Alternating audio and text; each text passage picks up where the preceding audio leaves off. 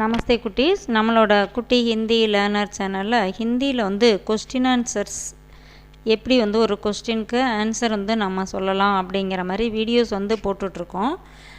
இதுக்கு முன்னாடியே பார்த்தீங்கன்னா கொஸ்டின் ஆன்சர் ஃபார் பிகினர்ஸ் 1 அப்படின்னு சொல்லி ஒரு பிளேலிஸ்ட் இருக்குது. நம்மளோட குட்டி ஹிந்தி லேர்னர் சேனலில் ஒரு பிளேலிஸ்ட் இருக்குது.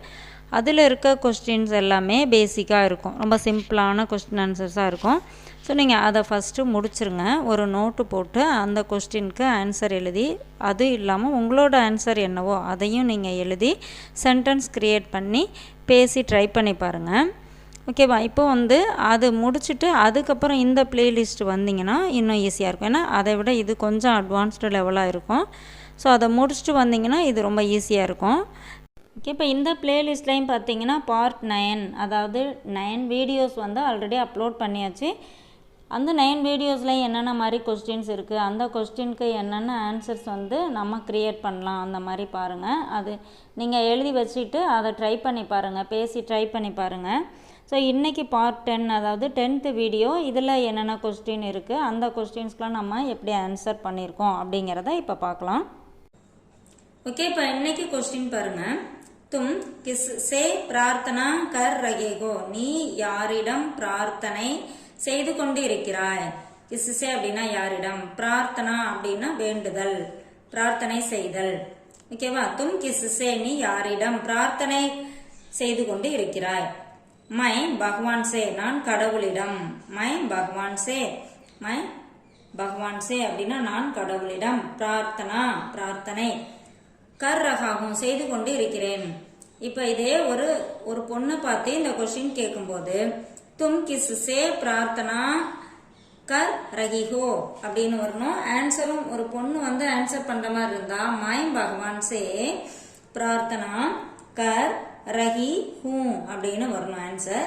இப்போ இந்த இடத்துல பகவான் அப்படின்னா ஜென்ரலா கடவுளிடம் பிரார்த்தனை செய்து கொண்டு இருக்கிறேன் அப்படின்னு இருக்கு.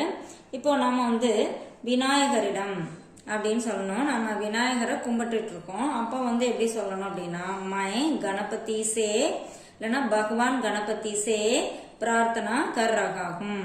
ஓகேவா? இப்போ நான் முருகன் கிட்ட வேண்டிட்டு இருக்கேன், முருகனை பிரார்த்தனை செய்து கொண்டு இருக்கிறேன் அப்படின்னு சொல்லணும்னு வச்சுங்களேன்.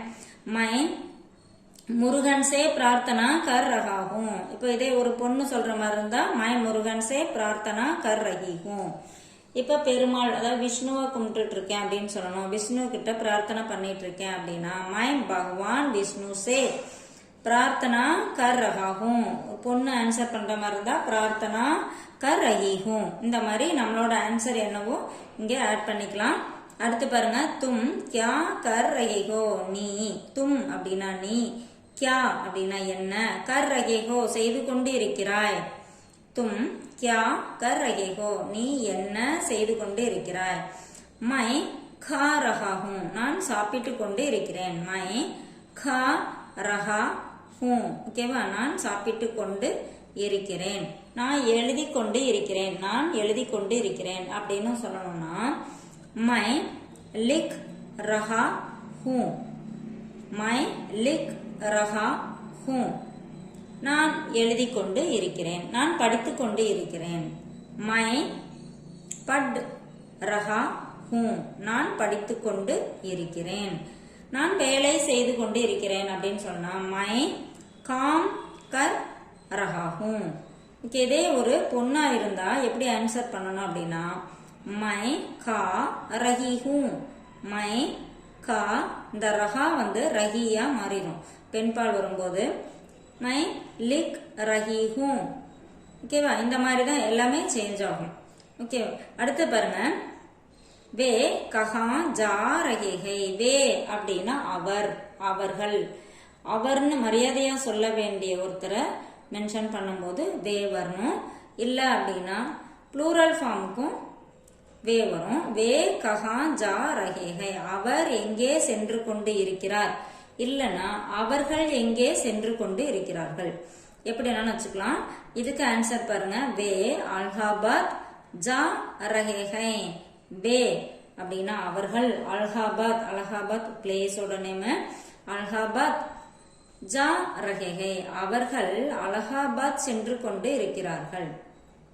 இப்போ அவர்கள் கோவிலுக்கு சென்று கொண்டு இருக்கிறார்கள், இல்லைன்னா அவர் கோவிலுக்கு சென்று கொண்டு இருக்கிறார் அப்படின்னா வே மந்திர் ஜா ரஹே ஹைன். ஓகேவா? இல்லைன்னா இந்த இடத்துல வே அவர்கள் சென்னைக்கு சென்று கொண்டு இருக்கிறார்கள் அப்படின்னா வே சென்னை ஜா ரஹே ஹை, அவர்கள் சென்னைக்கு போய்கொண்டு இருக்கிறார்கள், அவர் சென்னைக்கு போய்கொண்டு இருக்கிறார். எப்படி வேணாலும் இந்த வேக்கு வந்து மீனிங் சொல்லலாம். இந்த அலகாபாத் எடுத்துட்டு நம்மளோட ஆன்சர் என்னவோ அதை இந்த இடத்துல ஆட் பண்ணிக்கலாம். அடுத்து பாருங்க, ஏ கியா கர் ரஹே ஹை. வே அப்படின்னா அவர் அவர்கள், இந்த இடத்துல ஏ அப்படின்னா இவர் இவர்கள். இவர் அப்படின்னு ஒருத்தரை மென்ஷன் பண்ணி காமிக்கும் போது இவர் அப்படின்னு சொல்லுவோம். இவர்கள் ஒரு 5-6 பேர் இருக்காங்க அப்படின்னா அப்பயும் இந்த ஏ தான் வரும், அது ப்ளூரல் ஃபார்முக்கு நம்ம போடுவோம். ஸோ இங்க வந்து ஏ கியா கர் ரஹே ஹை, இவர்கள் என்ன செய்து கொண்டு இருக்கிறார்கள் அப்படியும் வச்சுக்கலாம், இவர் என்ன செய்து கொண்டு இருக்கிறார் அப்படியும் வச்சுக்கலாம். இப்ப பாருங்க, ஏ காம் கர் ரஹே ஹை. ஏ அப்படின்னா இவர்கள் இல்லைன்னா இவர், காம் கர் ரஹே ஹை வேலை செய்து கொண்டு இருக்கிறார் இல்லைன்னா வேலை செய்து கொண்டு இருக்கிறார்கள். இதே மாதிரிதான் இந்த இடத்துல வே லிக் ரஹே ஹை, இவர்கள் எழுதி கொண்டு இருக்கிறார்கள், இவர்கள் சாப்பிட்டு கொண்டு இருக்கிறார்கள். ஏ கா ரஹே ஹை, கா ரஹே ஹை அப்படின்னா இவர்கள் சாப்பிட்டு கொண்டு இருக்கிறார்கள் இல்லைன்னா இவர் சாப்பிட்டு கொண்டு இருக்கிறார். அடுத்து பாருங்க, ஆ கியா சீக் ரஹே ஹை. சீக் அப்படின்னா கற்றுக்கொள். இந்த இடத்துல ஆப் அப்படின்னா நீங்கள், நீங்கள் அப்படின்னா நிறைய பேர் இருக்கவங்கள காமிச்சு சொல்லும் போதும் நீங்கள் ப்ளூரல் ஃபார்முக்கும் வரும். ஒருத்தரை மரியாதையா சொல்ல வேண்டிய ஒருத்தர், அவரை நம்ம சொல்லும் போதும் நீங்கள் அப்படிதான் சொல்லுவோம். ஆ கியா நீங்கள் என்ன, சீக் ரஹே ஹை கற்றுக்கொண்டு இருக்கிறீர்கள். ஹம் ஹிந்தி சீக் ரஹே ஹை, நாங்கள் ஹிந்தி கற்றுக்கொண்டு இருக்கிறோம். இங்க நாங்கள் அப்படிங்கறனால இந்த இடத்துல ஆப் வந்து ஒரு நிறைய பேரை குறிக்கிற மாதிரி இந்த கொஸ்டின் இருக்கும். ஆப் கியா சீக் ரஹே ஹை, நீங்கள் என்ன கற்றுக்கொண்டு இருக்கிறீர்கள். ஹம் அப்படின்னா நாங்கள், ஏன்னா ஒருத்தரா இருந்தா இங்க மயம் வந்திருக்கும். நாங்கள் ஹிந்தி சீக் ரஹே ஹை கற்றுக்கொண்டு இருக்கிறோம். இப்போ நாங்க வந்து தெலுங்கு கத்துட்டு இருக்கோம் அப்படின்னு சொல்லணும்னு வச்சுங்களேன். ஹம் தெலுங்கு சீக் ரஹே ஹை, நாங்கள் தெலுங்கு கற்றுக்கொண்டு இருக்கிறோம். நாங்கள் ஆங்கிலம் கற்றுக்கொண்டு இருக்கிறோம் அப்படின்னு சொன்னோம்னா ஹம் அங்கிரேஜி சீக் ரஹே ஹை.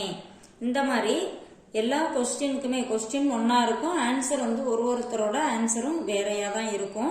கண்டிப்பா எல்லாத்துக்கும் ஒரே ஆன்சர் இருக்காது. ஸோ அவங்கவுங்களோட ஆன்சர் என்னவோ அதை இந்த கொஸ்டினுக்கு ஆன்சரா நீங்க போட்டு சென்டென்ஸ் ஃபார்ம் பண்ணி அதை நீங்க பேசி ட்ரை பண்ணி பாருங்க. அப்படி பேசுனீங்கன்னா உங்களுக்கு ஹிந்தி இல்லாம எல்லா லாங்குவேஜுமே நீங்க உங்களோட பயிற்சி நல்லா பயிற்சி பண்ணீங்க, ட்ரை பண்ணீங்கன்னா மட்டும்தான் ஈஸியா பேச முடியும். ஸோ அந்த மாதிரி ட்ரை பண்ணுங்க. தேங்க்யூ.